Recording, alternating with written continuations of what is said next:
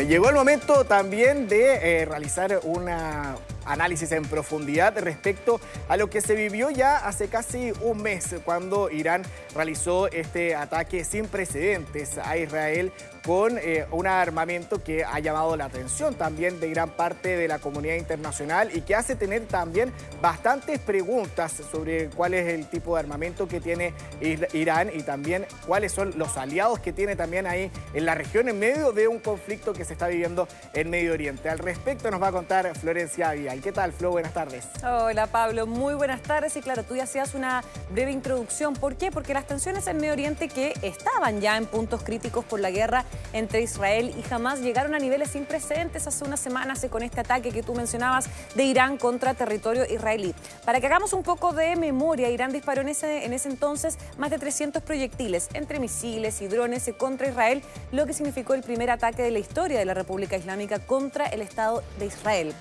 Ahora, pese a que cerca del 99% de los proyectiles fue interceptado, este ataque fue muy simbólico, tensó aún más las delicadas relaciones entre ambos países y ante el estado actual de las cosas, los quiero invitar a que pasemos a revisar quiénes son finalmente los aliados de Irán. Ojo, en Medio Oriente, porque sabemos que a nivel mundial pueden estar incluidos otros. Pero acá quiero que pasemos a revisar nuestro maravilloso wall que nos generó nuestro equipo de gráfica.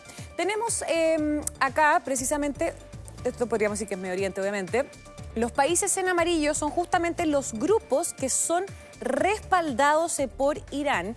Y ojo con esto, porque todos los monitos que aparecen acá, todos los iconos que están en azul, son los despliegues militares ¿de quién? De Estados Unidos en Medio Oriente. Por ejemplo, tenemos acá en el Líbano, que es precisamente donde existe grupos respaldados por Irán. Tenemos Turquía. En Turquía tenemos acá 1.465 tropas desplegadas. En Jordania también tenemos cerca de 3.000 tropas desplegadas. En Siria, ojo, también existen tropas desplegadas por parte de Estados Unidos. En Irak 2.500, Kuwait bastante más, 13.500. Y así van sumando, por ejemplo, en Qatar 10.000 y Bahrein también 9.000 tropas, tanto tropas militares como también la presencia de la Armada. Por ejemplo, acá en el mar Mediterráneo también Estados Unidos tiene presencia de la Marina. En el Mar Rojo, cerca de Yemen, también tiene presencia marina e incluso también acá en el mar, podríamos decir, de la península arábiga, en el Golfo Pérsico, cerca de Qatar y Emiratos Árabes Unidos. Ahora, Pablo, nosotros desde los ataques de Hamás del 7 de octubre y la consiguiente ofensiva de Israel en Gaza, los aliados de Irán han intensificado la violencia en toda la región, mientras que Estados Unidos, yo ya lo decía, ha intensificado también su presencia en Medio Oriente. Quiero ahora desglosar un poco el mapa que yo estaba explicándoles, Gavita, a ver si me ayudas de nuevo con el mapa.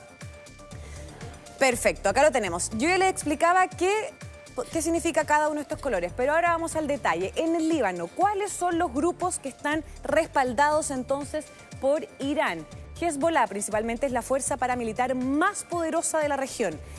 Ellos están armados, entrenados y financiados por el régimen de Teherán, y aunque se desconoce, hay que decirlo, el tamaño exacto, por ejemplo, del arsenal del grupo islamista chiita, los expertos han calculado que podría poseer entre 150.000 y 200.000 misiles, además de bastantes cohetes y morteros. Seguimos ahora en Siria, que yo les decía, bueno, tiene cerca de 800 tropas desplegadas de Estados Unidos, pero Irán también tiene una presencia directa en ese país que está respaldada por grupos chiitas como las brigadas Sain Yabiyun y Fatemiyun, que han atacado a las fuerzas estadounidenses en el terreno desde que comenzó la guerra. Y bueno, Estados Unidos también ha respondido con ataques en represalia. Seguimos revisando entonces, tenemos acá Irak, que pese a que tiene harto despliegue de las tropas estadounidenses, Irán ejerce una influencia también muy significativa sobre varias milicias, como por ejemplo las Katib Hezbollah, que han lanzado decenas de ataques contra las fuerzas estadounidenses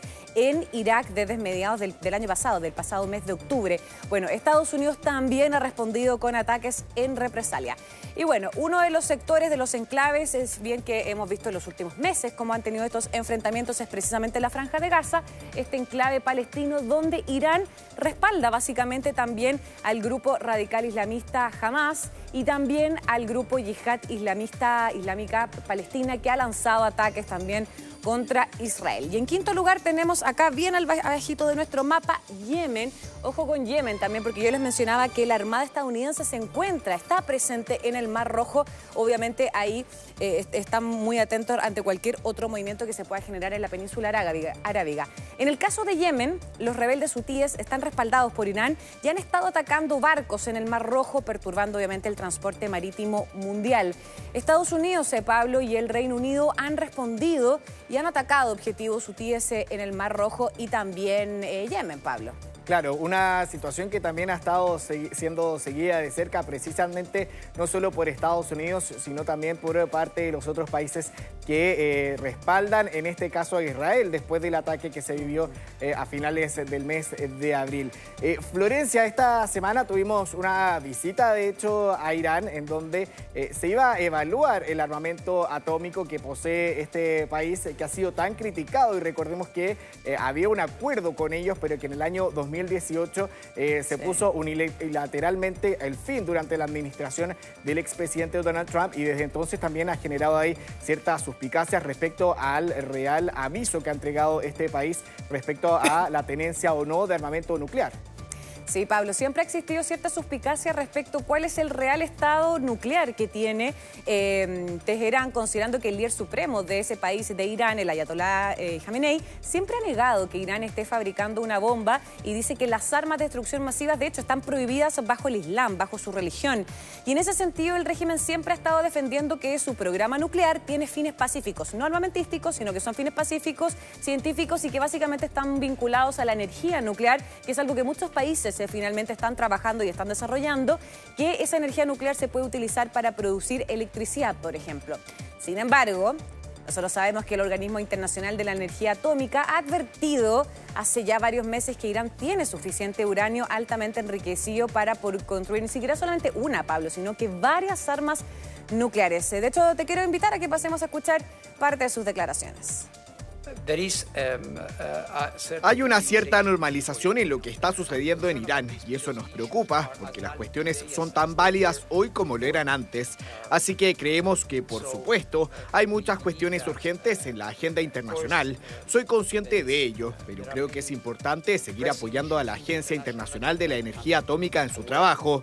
Claro, una visita que ya culminó, Florencia, era una visita de 3 días, se reunió ahí con los máximos líderes también de este país y sobre todo con los que son responsables finalmente del manejo de la energía nuclear. Pero hace solo unas horas salió una declaración del jefe de la energía nuclear de Naciones Unidas que consideró totalmente insatisfactoria esta ayuda que le ha solicitado a Irán sobre ir mencionando cuál es el manejo que hacen de la energía nuclear y también cuál es el tipo de armamento que podrían llegar a construir. Todavía finalmente no llegaron a ninguna conclusión por parte de Naciones Unidas respecto a este tema que ha sido tan controversial, de hecho, en el mundo.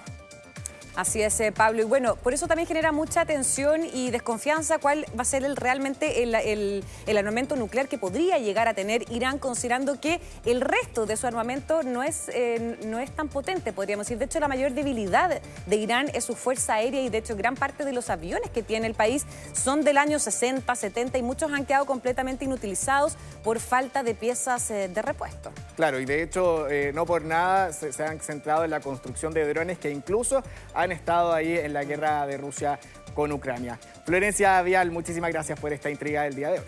Chao, Pablo, buenas tardes.